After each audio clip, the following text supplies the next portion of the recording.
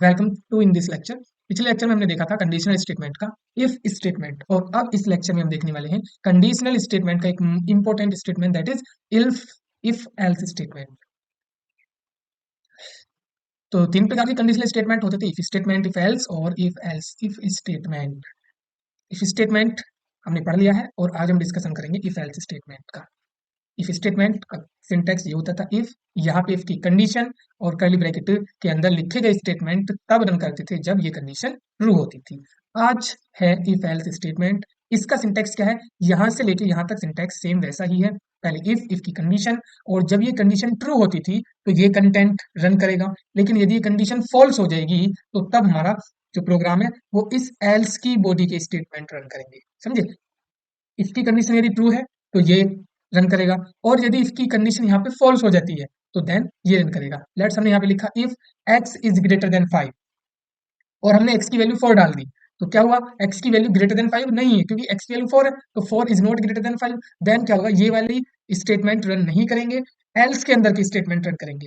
और जैसे ही ये स्टेटमेंट रन कर जाएंगे उसके बाद जो कंट्रोल है वो बाहर चला जाएगा, बाहर के जो भी स्टेटमेंट है फिर वो लाइन बाई लाइन एग्जीक्यूट होना स्टार्ट करेंगे। ठीक है, तो ये होती है हमारे पास इफ का सिंटैक्स। इफ की कंडीशन, फिर इफ की बॉडी, एल्स। एल्स के साथ यहाँ पे कोई कंडीशन नहीं देनी होती है क्योंकि एल्स का मतलब है जो इफ की कंडीशन फेल होने के बाद ये वाला कंटेंट प्रिंट हो जाएगा।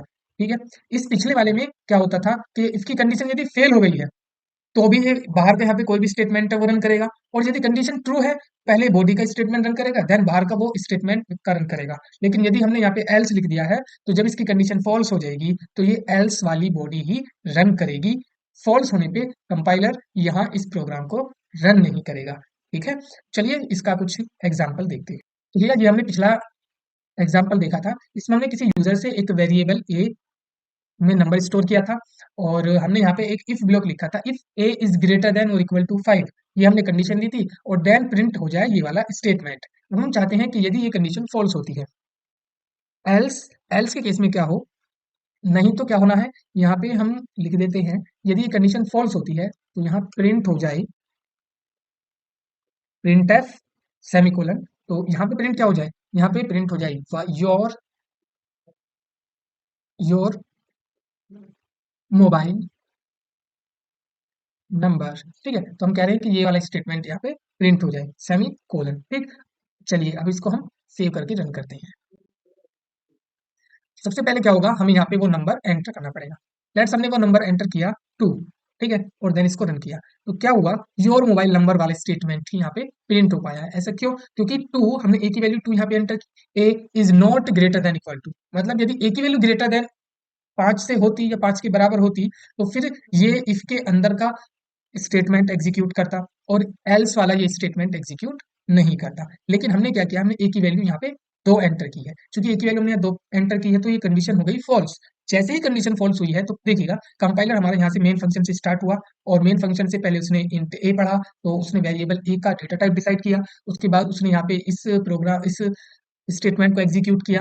फिर उसने क्या किया, स्कैनफ फंक्शन की हेल्प से वेरिएबल ए के अंदर एक डेटा को, एक वैल्यू को जो इंटीजर टाइप है, कंपाइलर को पता चल गया है क्योंकि हमने वेरिएबल ए का डेटा टाइप इंट डिक्लेयर किया है, तो तब वो ए के अंदर इंटीजर वैल्यू को ही स्टोर करेगा। फिर उसको ए की वैल्यू फिक्स हो गई है, उसने आके यहाँ कंडीशन चेक की, इस वाले स्टेटमेंट को एग्जीक्यूट किया। ए की वैल्यू उसने देखा हमने 2 डाली है, ठीक है ना, स्कैन किया तो हमने एक वैल्यू यहाँ पे 2 डाली, तो 2 देखा, तो उसने अब यहाँ पे इस कंडीशन को चेक किया, क्या ए 2 नहीं 2 is greater than equal to 5, तो कंडीशन फॉल्स 5। जैसे ही फॉल्स 5 वो इसके अंदर नहीं आएगा, वो डायरेक्ट यहाँ चला जाएगा। यदि वो इसके अंदर आ जाता तो इसको प्रिंट कर देता, लेकिन नहीं, वो यहाँ नहीं आएगा। उसके बाद वो डायरेक्ट आउटसाइड आ जाएगा, और आउटसाइड आने के बाद वो इस सिंपल, अब यहाँ पे उसको कुछ चेक करने की जरूरत नहीं है क्योंकि एल्स का मतलब क्या है, यदि कंडीशन फॉल्स होती है तो वो आंख बंद करके इसके अंदर का प्रोग्राम, एल्स के अंदर का जो भी स्टेटमेंट है उसको रन कर देगा, और फिर इस कर्ली ब्रैकेट के बाहर आ जाएगा और कर देगा रिटर्न 0। ठीक है, समझ में आया? अब हम क्या करते हैं, इसके बाहर कोई स्टेटमेंट लिख देते हैं। ठीक है, यहाँ पे हम कुछ भी लिख देते हैं, येलो कलर।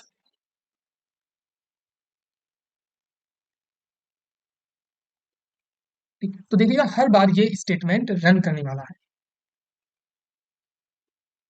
चाहे हम कंडीशन ट्रू का लिए डालें। हमने कंडीशन ट्रू के लिए 6 डाल दिया, तो यहाँ पे हमने 6 डाला, इसका मतलब कंडीशन क्या हो जाएगी, ट्रू, क्योंकि 6 इज ग्रेटर देन 5, 5 से ग्रेटर देन है तो ये हेलो वर्ड प्रिंट होगा। तो देखिए कंपाइलर, पहले हम देखते हैं कि कंपाइलर किस तरीके से यहाँ पे वर्क करने वाला है। कंपाइलर यहाँ तक तो आ ही जाएगा वैल्यू स्टोर करता हुआ, तो उसने ए की वैल्यू, क्या वैल्यू स्टोर की, हमने यहाँ पे 6 दिया, तो उसने ए की वैल्यू 6 स्टोर की है। ए के अंदर अब 6 आ चुका है, तो उसने कंडीशन चेक की, 6 is greater than equal to 5, yes condition true है, तो वो इसके ही ब्लॉक के अंदर इस वैल्यू को प्रिंट कर देगा, प्रिंट हेलो वर्ल्ड। तो हम यहाँ एंटर करते हैं और देखिएगा उसने ये हेलो वर्ल्ड को प्रिंट कर दिया, ये देखिएगा यहाँ से लेके यहाँ तक है ये हेलो वर्ल्ड। उसके बाद वो इस एल्स की बॉडी में नहीं आएगा क्योंकि कंडीशन ट्रू हो गई थी, वो डायरेक्ट एल्स के बाहर आएगा। बाहर आने के बाद उसने इस वाले स्टेटमेंट को रन किया, क्योंकि अब इफ की कंडीशन और इफ स्टेटमेंट का जो अस्तित्व है वो यहीं तक समाप्त हो जाता है, वो यहाँ से स्टार्ट हुआ और एल्स के इस कर्ली ब्रैकेट पे ही उसका सारा इफेक्ट खत्म हो जाता है। इसके बाद ये नया स्टेटमेंट है और ये हर टाइम्स रन ही करेगा, ठीक है। यदि कंडीशन ट्रू है तब भी रन करेगा, यदि कंडीशन फॉल्स है तब भी रन करेगा। ये तो 6 डाल के हमने कंडीशन ट्रू की थी, अब एक और डाल देते हैं जिसमें ये कंडीशन फॉल्स होने वाली है, ठीक है। चलिए रन करते हैं इसको। तो यहाँ पे हम एक नंबर डाल देते हैं 1। 1 का मतलब क्या होगा, ए के अंदर चली जाएगी 1 वैल्यू, देखिएगा यहाँ पे ए के अंदर 1 आएगी, तो 1 तो 5 से बड़ा नहीं होता, तो डायरेक्ट वो आ जाएगा एल्स के पार्ट को प्रिंट कर देगा। कंडीशन फॉल्स होने का मतलब डायरेक्ट वो एल्स के पार्ट को प्रिंट कर देगा। हम इसको एंटर दबा के देखिएगा, तो उसने क्या किया है, डायरेक्ट एल्स के पार्ट को रन कर दिया, योर मोबाइल नंबर, इतना ये है एल्स का कंटेंट। एल्स का कंटेंट क्या है, योर मोबाइल नंबर, ये किया और उसके बाद वो यहाँ बाहर आ गया। बाहर आने के बाद उसने येलो कलर प्रिंट कर दिया। तो एल्स का बहुत अच्छा यूज है हमारे प्रोग्राम के अंदर और काफी टाइम हम इसको एल्स इफ एल्स को यूज करते हैं, काफी हेल्प करता है। इन नेक्स्ट नेक्स्ट वीडियो में हम देखेंगे इफ एल्स इफ, या उसको हम लैडर के नाम से भी जानते हैं, तो उसको देखने वाले हैं, ओके।